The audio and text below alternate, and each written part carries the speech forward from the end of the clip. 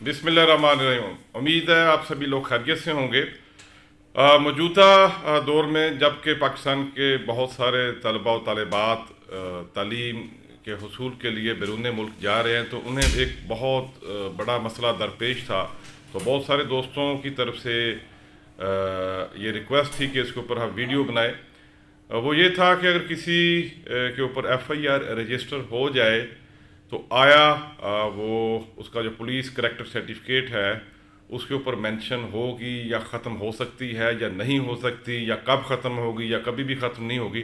तो उसका रिप्लाई ये है कि ये एक दायमी रिकॉर्ड है, ये कभी भी ख़त्म नहीं हो सकता। अगर किसी के ऊपर खुदा न खास्ता FIR रजिस्टर है तो वो कभी भी उसका रिकॉर्ड ख़त्म नहीं हो सकता। वो हमेशा के लिए उसके क्रेडिट में लिखी जाती।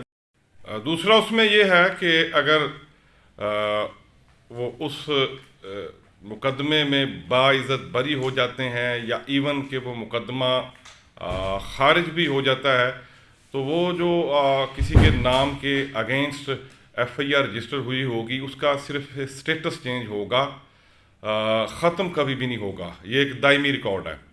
दूसरा ये एक और सवाल था कि अगर फ़र्ज़ कर लें किसी का ID कार्ड का नंबर या नाम उसका गलती से इंदराज हो जाए तफ्तीशी अफसर की मिस्टेक से, बिल्कुल वो ख़त्म हो सकता है, क्योंकि उसमें कोई भी किसी तरह से उस बंदे की कोई अपनी गलती नहीं है या वो किसी क्राइम में इन्वॉल्व नहीं हुआ, तो बिल्कुल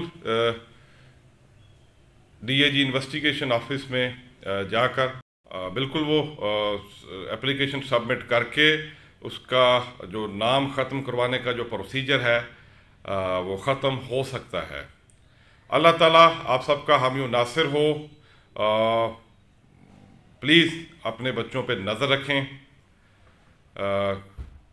मामूली समझे जाने वाली FIR, खा वो वन व्हीलिंग की है, एरियल फायरिंग की है, वो खुदा न खास्ता उनके कैरियर को दाव पे लगा सकती है। और बिलखुसूस इमिग्रेशन आउट ऑफ कंट्री जाने के लिए ये बहुत बड़ा इशू है।